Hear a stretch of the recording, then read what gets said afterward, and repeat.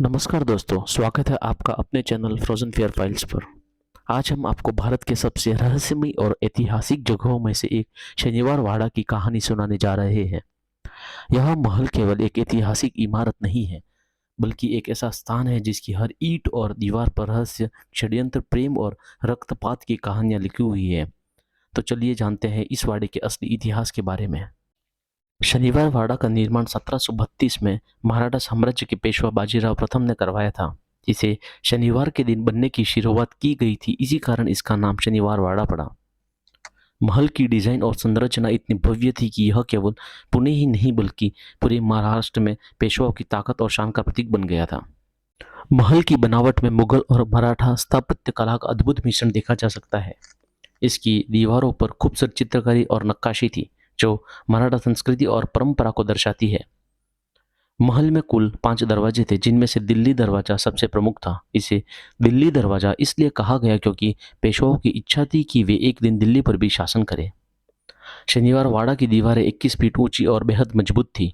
इसमें अंदर जाने के लिए मुख्य द्वारों को विशाल नुकीले दरवाजों से सुरक्षित किया गया था, ताकि हाथी जैसे जानवर भी इसे तोड़ न सके। किले के अंदर फंवारे, बाग बगीचे और रहने के लिए आलीशान कक्ष थे, जो पेशवा और उनके परिवार के आराम के लिए बनाए गए थे। शनिवार वाड़ा केवल पेशवाओं के रहने का स्थान ही नहीं था, बल्कि मराठा साम्राज्य की राजनीतिक गतिविधियों का केंद्र था।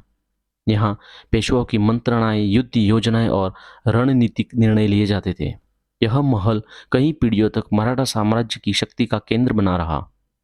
इस महल के आंगन ने पेशवा बाजीराव और काशीबाई की प्रेम कहानी को भी देखा है। बाजीराव का प्रेम और उनके परिवार के भीतर चलने वाली राजनीतिक कश्मकश ने महल की दीवारों पर कई कहानियां छोड़ दी। समय के साथ पेशवाओं के परिवार में आपसी विवाद बढ़ने लगे। यह महल आंतरिक षड्यंत्रों और सत्ता के लिए संघर्ष का गवाह बना। बाजीराव के बाद के पेशवा, विशेषकर नारायण राव को इस महल के भीतर होने वाले षड्यंत्रों का शिकार होना पड़ा। सबसे दुखद और रहस्यमय घटना 1773 में घटी, जब 18 वर्षीय नारायण राव पेशवा की हत्या उनके ही चाचा रघुनाथ राव और चाची आनंदीबाई के षड्यंत्र के तहत हुई। घटना की रात महल में काका माला वाजवा, काका मुझे बचाइए की चीखें गूंजी, लेकिन कोई उन्हें बचा नहीं सका। यह हत्या शनिवार वाड़ा का इतिहास का सबसे काला अध्याय है, जिसने मराठा साम्राज्य को हिलाकर रख दिया। आज भी लोग मानते हैं कि शनिवार वाड़ा की दीवारों से रात में नारायण राव की चीखें सुनाई देती है। कुछ लोगों ने दावा किया है कि उन्होंने महल के आंगन में एक रहस्यमयी परछाई को भी देखा। इस घटना के बाद महल को भूतिया माना जाने लगा और लोगों का विश्वास है कि यहाँ आत्माएं भटकती हैं। 1828 में शनिवार वाड़ा में भीषण आग लगी, जिसने महल के अधिकांश हिस्सों को जलाकर खाक कर दिया। आग किस कारण से लगी, यह आज भी रहस्य बना हुआ है। इस आग के कारण महल की ज्यादातर इमारतें नष्ट हो गई और केवल कुछ दीवारें और खंडहर ही शेष रह गए। आग के बाद महल का पुनर्निर्माण नहीं हुआ और यह धीरे धीरे खंडहर में बदल गया। आज यह केवल एक पर्यटन स्थल बनकर रह गया है, जहां लोग इसके प्राचीन वैभव और रहस्य को जानने आते हैं। आज शनिवार वाड़ा एक प्रमुख पर्यटन स्थल है। यहाँ हर साल हजारों पर्यटक आते हैं, जो इसके इतिहास और रहस्यमयी कहानियों से आकर्षित होते हैं। महल में एक म्यूजिकल फाउंटेन शो भी आयोजित किया जाता है, जिसमें लाइट और साउंड के माध्यम से पेशवाओं के इतिहास को दर्शाया जाता है। आज भी यह महल केवल खंडहर नहीं, बल्कि मराठा साम्राज्य की शक्ति, वैभव और इतिहास का प्रतीक है।